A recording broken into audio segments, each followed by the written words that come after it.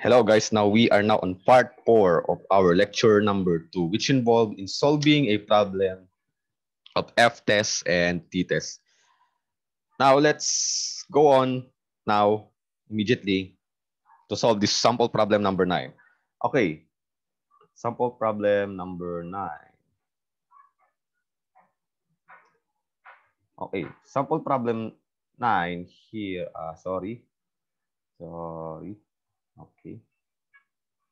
Sample problem number 9, sabi dito, you are developing a new colorimetric method for determining glucose content of blood serum. You have chosen the standard Follin-Wu method to compare your results. How do the methods compare? Now, since sabi sa may problem is comparing the problem which is involving an F-test. So, ang formula lang naman kasi ng F-test natin, guys, is just a standard deviation of the method 1 and standard deviation of method 2, where standard deviation 1 is always greater than standard deviation number 2. Now, here, kukunin lang natin dito yung standard deviation nila. Now, paano ngayon tayo mag-a-assign ng standard deviation dito? Saan ba dito standard deviation number 1 and standard deviation number 2? Now, dito is, syempre, hanapin yung standard deviation before assigning the standard deviation number 1 and 2. And using the calculator, as I discussed on the part 2 of our lecture, para mas mabilis yung calculation natin. Now, sa may calculator ninyo is dapat alam ninyo kung paano i-calculate yun. Mag-search na lang kayo ng mga YouTube tutorials kung paano yun if hindi ninyo ka-model yung calculator na ginagamit niyo. Now, I will input the data and this will take some time. Now, the standard deviation of your method is, based from the result, is 3.86. Yes, 3.86. Pasensya na ang pangit sulat ko. 3.86. Now, for the standard deviation of the Follin-Wu method is, this will take some time again. Now, the standard deviation of the Follin-Wu method is 2.16. 2.16. Now, it is evident from here that your method has a greater standard deviation. Therefore, this one is 1 and this one is 2. Now, let's apply the formula of FCAL, standard deviation 1 squared all over standard deviation 2 squared. So, therefore, 3.86 squared all over 2.16 squared, which is equals to 3.86 squared over 2.16. And the answer is 3.19. Now, let's compare the method FCAL and the FTAB. The FCAL is 3.19. Now, how do we look for the FTAB? Now, based from the formula here, the FTAB is at the N1 minus 1 and N2 minus 2. Na kung saan makikita ninyo sa may table na ito. Pero paano ba natin ma-determine yan? As denoted here at B, this one denotes degrees of freedom. And how do we calculate for the degrees of freedom? Now, for standard deviation number 1, ilan ba yung number of population niya? Ang number of population niya is 7. Now, degrees of freedom is minus 1, so therefore 6. And for number 2, that is 6 minus 1, number of population or N, this one is the N, ma-minus 1 nyo lang, and that is 5. So therefore, this one is for the V1 and this one is for the V2. Now, we can now look for the values. Now, V1, ilan daw? Is 6. And yung V2 is 5. So, 6, 5 here. And the value is of the FTAB is 4.95. Ayan. So, we all know, ito, kung titignan ninyo, that the FCAL is lesser than the FTAB. And based from the discussion on the part 1, when the FCAL or the calculated between F-test, T-test, and Q-test, kapag mas maliit, the result is always positive. So therefore, the methods are not significantly different. So methods, since they are not significantly different, therefore the methods are identical. So the answer is this. Now take the screenshot, guys, and so we can proceed to the next problem. Okay, don't save. Okay, for our sample problem number 10, here, a new gravimetric method is developed for ferric determination and compared with standard value precipitation method with ammonia in weighing ferric oxide. Based from the results, is the new gravimetric method comparable with the standard method? Okay, let's now calculate for this one. Let's now calculate here. Let's calculate here. Now, sabi dito, ang sagot is the two methods are significantly different. So, how do we calculate for that? Now, since comparison of methods again, we will do another F test. Okay. Okay. Sa lang ginawa natin method kanina, standard deviation of the new method and standard deviation of the standard method. Okay. And this may take some time before we know. I will input the data first so we can determine the standard deviations. Now, the standard deviation for the new method is 1.66 and standard deviation for method number 2 is 0.324. So therefore, this one has a higher standard deviation. This one is for S1 and S2. So we can now calculate for the FCAL, and that is 1.66 squared all over 0.324 squared. And the answer for this will take some time, is 26.24. Now the FCAL and the FTAB, 26.24. Now, how do we determine the value of the FTAB? Now, again, determine the number of population. So therefore, there are 3, 6, minus 1 is equals to 5. This one's up for our B1. And this one is 5 minus 1 is equals to 4. And this one's for B2. So 5 and 4. Now, we look at the table for the F value. Here, ayan, ilan ulit? 5 and 4. And the value is 6.26. The value is 6.26. And the FCAL has a greater value than the FTAB. And kapag greater, alam naman natin kanina, na-discuss sa may lecture 1, is always give a negative result. So therefore, the methods are significantly different. So therefore, based from the answer ayon, may sagot naman na is the two methods are significantly different based from their F test. Now, take a screenshot so we can go on to the next problem.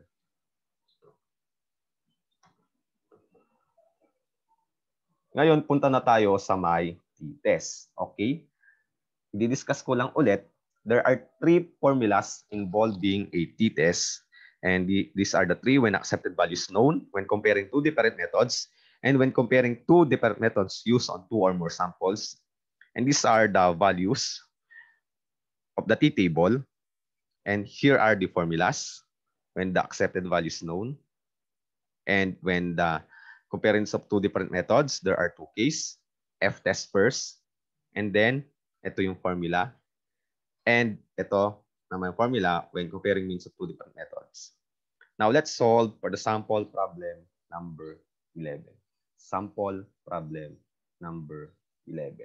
An analysis of carbonate in a sample of bottled water gives a mean of 11.8 ppm with standard deviation of 0.7 ppm for 5 replicates. If the standard value of carbonate in bottled water is 11.7 ppm, is there a need for the product recall at 90% confidence level? Now, the answer is no, but how?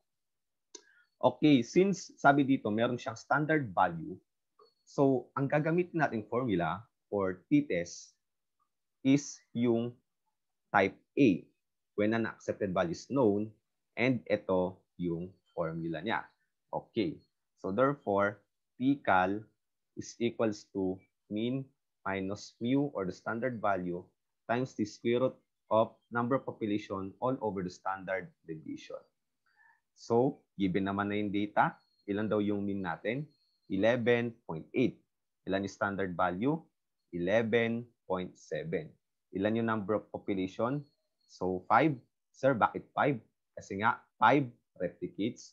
So, square root of 5. And yung 1 natin dito, yung standard deviation, ilan daw? Is 0.7. And ayan. So, the answer for this problem is, so solve mo muna, ay 0.319. That is for the Tcal.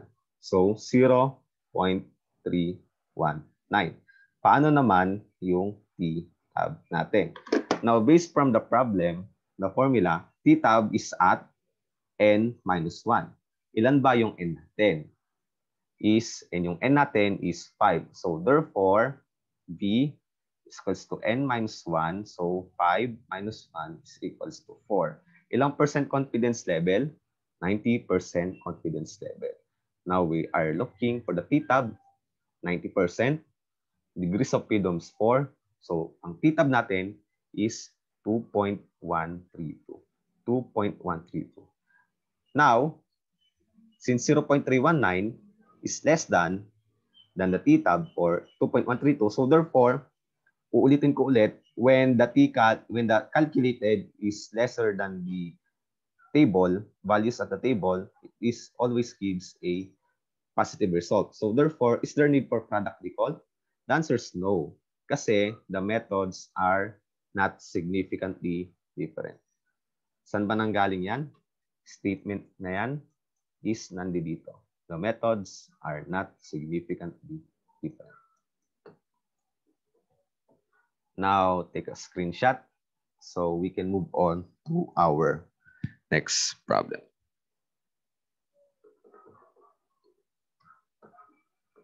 Now, let's go on to sample problem number 12. Okay, itong sample problem number 12 na ito is actually, na-encounter na natin to kanina, pero resolve lang din natin. Okay. Now here, a new gravimetric method. So, you are comparing two different methods without a standard value. So, from the t-test, ang gagamitin natin yan is the case B and yung type B formula. Pero anong case? Is it case 1 or case 2? Paano ba natin malalaman yan? You need to have an F-test first. So, calculate na muna natin. Ano ba yung F-test natin, di ba? F-cal is just a standard deviation 1 squared all over standard deviation 2 squared. And na-calculate na natin yung standard deviation ng dalawang ito kanina sa ating problem. And alam naman na natin yung results, di ba? Pero uulitin ko lang din. So, ito ay 1.66 and this one is 0.324. So, this one will be standard deviation 1 and 2. Let's impose the formula na 1.66 squared all over 0.324 squared. Ayan. Is equals to, ilan daw? Naalimutan ko na kasi kung ano yung naging sagot dyan kanina, but I will calculate ulit. Sagot is 26.24. So, F-cal is 26.24 and the F-tab is ilan? Nakuha natin to kanina. Ilan ba yung degrees of freedom nito?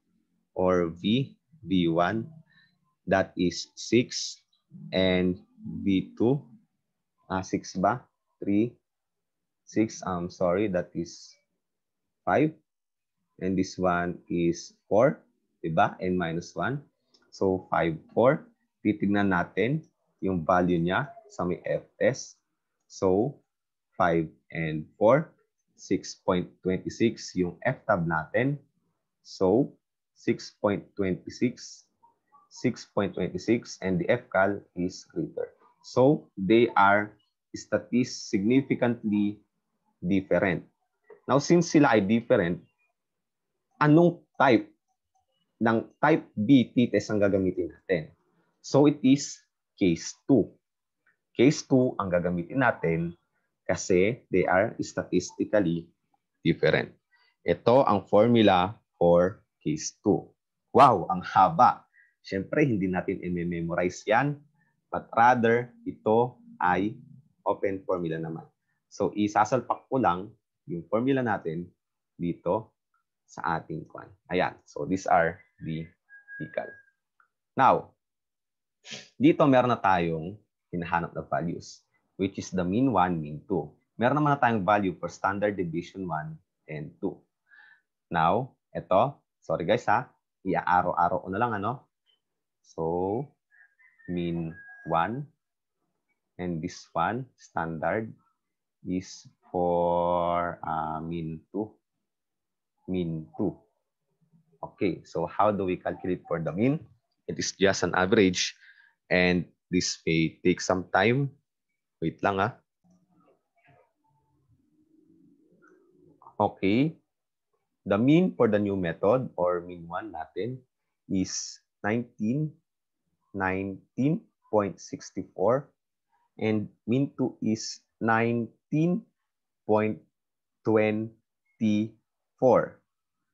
Now, salpak natin yung formula natin dito. So, absolute value of mean 1, which is 9.64, minus 19.24. Ayan. All over the standard deviation of 1, which is 1.66 squared, all over, ilan daw yung number of population niya? That is 6. Okay. Plus standard deviation of 2, which is 0.24 squared, all over, ilan daw yung number of population? That is 2. So, ayan, kaanin na natin. And i-square root natin sila. Now here, magkaaroon na tayo ng direct calculation. Hindi na natin siya gagawin step by step kasi mauubos ang oras natin. But since ko naman, don't worry guys, hindi rin kayo required sa akin na gumawa ng step by step calculation kasi ganun din naman yung alabas. At minsan, magugulo pa yung sagot niyo dahil doon sa may pag-round off. So, huwag na lang kayo mag-step by step. But rather, formula, yung substituted values, and yung sagot. So, tapos na. And for our TCAL is 0.577. Ito yung TCAL and TTAB natin. Ayan. So, TCAL is 0.577. Ilan yung TTAB natin? Paano ba natin malalaman yon? Yung TTAB natin is nandito. Ito siya. N1 plus N2 minus 2. So, ano ba yung N1 natin? N1 is, nandiba? Nasa data natin dito. Siya ay 2, 3, 4, 5, 6. So, ang alpha natin is 6 yung N1. Plus, ano yung N2 natin? Is 5. Okay, saan ba nanggaling yung 5 na yan? Number of population for the standard method. Nasaan yung mouse ko? But mouse pointer na ayun. And minus 2. Minus 2. So, 11. So, therefore, 9. 9 yung degrees of freedom. But ano ba yung confidence level na hinahanap natin? Hindi siya nakalagay dito. Ngayon, babalikan natin siya sa ating F-test. Ano ba yung sinasabi sa may F-test natin kanina? Siya ay laging nasa 95% confidence level. So, therefore, titignan natin siya dito. 95% confidence level at 9. Sagot niya is 2.262. So, t-tab natin is 2.262. Sir, paano ulit nakuha? Ayan, no? 95 and 9 dito kasi nga nanggaling dito yung ating kwan. So, therefore, tcal is lesser than the t-tab. So, ibig sabihin, ang sagot natin dito is, therefore, ang method natin is comparable. They are not significantly different based from the t-test. Kasi when we are comparing two methods, result method. Yung isa kasi sa may f-test natin is we are comparing two methods. So, not significantly different. So, the answer daw is yes. So, take a screenshot, guys, so that we can proceed on our final problem.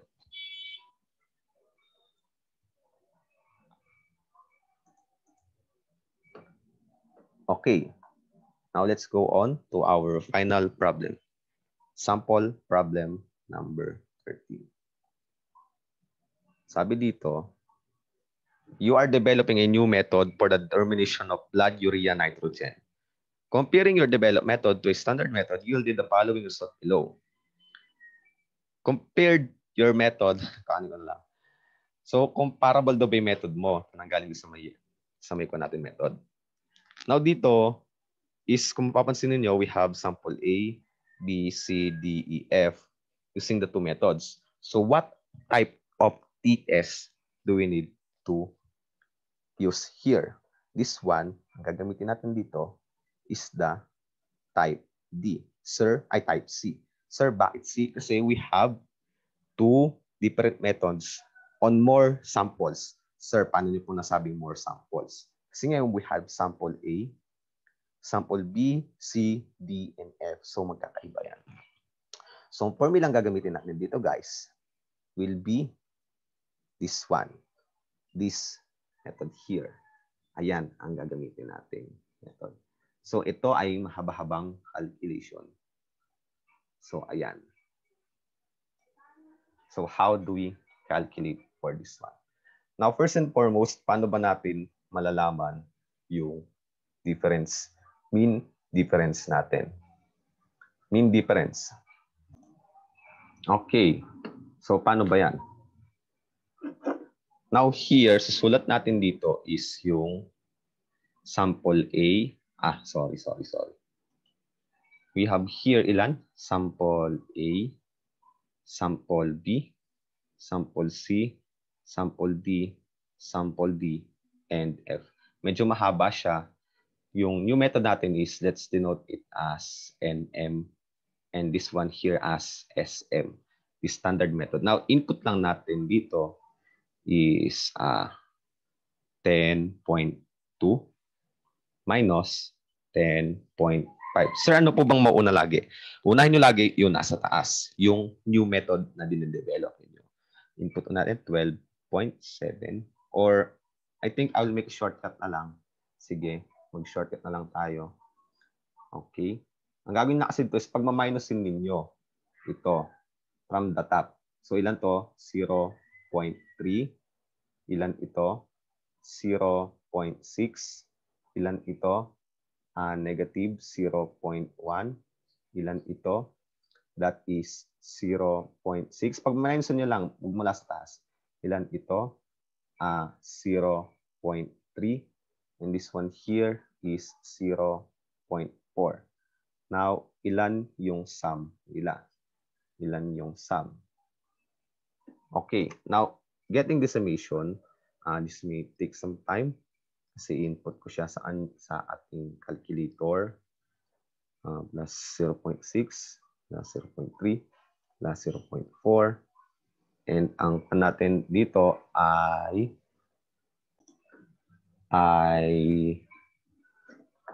teka, may na-detect ko. Sorry guys, this is not 0.6, 0.8 siya dapat. Pag maminusin nyo lang siya, okay. And siya daw ay 1.7. So how do we get the mean difference? Mean difference. Now, ilan ba yung number of population natin? So 1, 2, 3, 4, 5, 6. So there are 6 divided by 6. That is the mean difference. Mean difference natin, ngayon, ito na, divided by 6. It is 0.283. Now, how do we calculate for the standard deviation of difference? Now, dito tayo ngayon magkakaroon ng mano-mano. Mano-mano ulit to. So, individual data minus the mean para ma-calculate ninyo yung pan natin. So, therefore, DI minus D mean squared. So, therefore, that is negative 0.3 minus 0.283 here. Positive 0.8 minus 0.283. Tapos negative 0.1 minus 0.283. Pwede na rin i-shortcut siya using the calculator method. Pero papakita ko lang muna, isa-isahin natin kasi this is new to our 0.3 minus 0.283. Tapos 0.4 minus 0.283.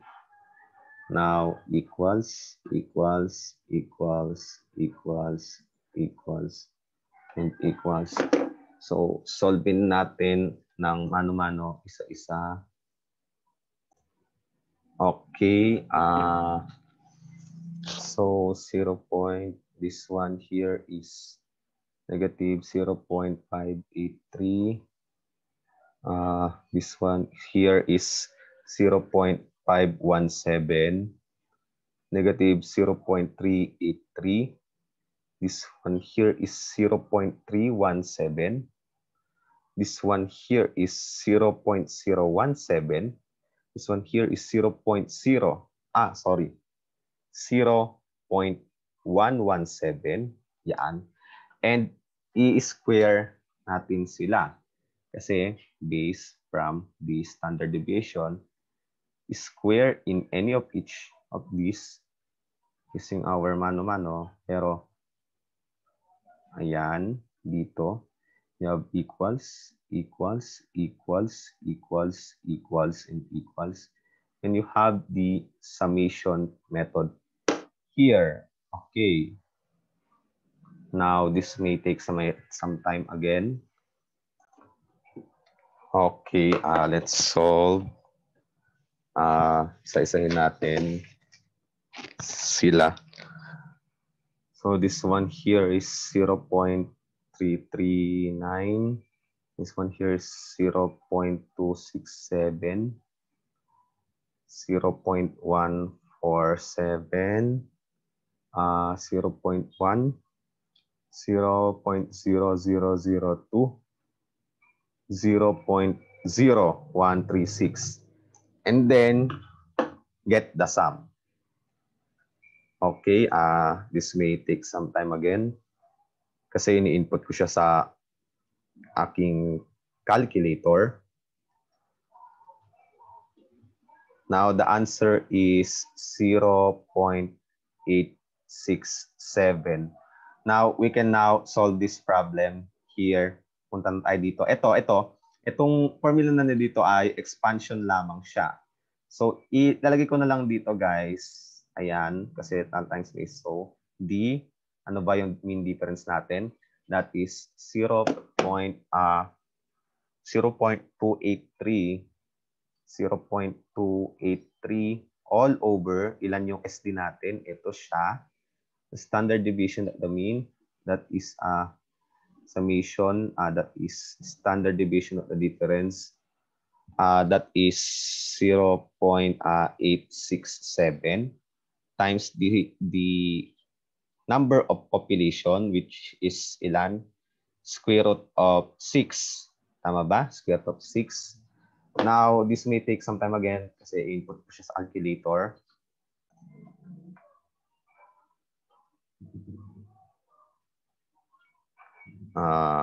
The answer is 0.8. So therefore, our TCAL is 0.8. That is our TCAL. So compare ulit TCAL and then our TTAB. TCAL is 0.8 and ilan yung TTAB natin? So paano ba natin malalaman? Titignan natin yung formula na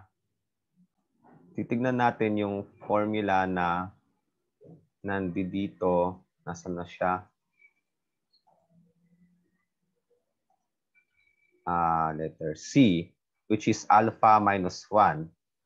Alpha minus 1. Ilan daw ba siya is, so degrees of freedom natin is, di ba, dito ang nalalagay is N, ay ilan is 6 minus 1 is equals to 5. So that is our V at 95% confidence level. So hanapin lang natin dito ulit. Dito. Nasaan ba yung T-table natin? Okay. 95% confidence level, 5. So 2.571. 2.571. So it is less than. So positive yung result natin. So therefore, the result, so there are based from the statement na nanggaling dito is okay, less than. The methods are not significantly different. So our answer is, ang answer dito is yes. Kasi nga, the methods are comparable at 85% confidence level. So I will end my discussion here for the part 4. And I will send later on yung mga problems na isasolve ninyo as your learning activity. Yung mga sinabi ko last time na isasolve ninyo is huwag nyo munang solven hanggat hindi ko siya formally pinopost. So thank you for listening, guys. Alam kong sumakit ang mga ulo natin kasi ako rin mismo ay sumakit. Actually, napakasakit na nga. So let's get some rest. Digest the lessons that we had just discussed today. Have a nice day and goodbye. See you on the next lecture for Chem 2106.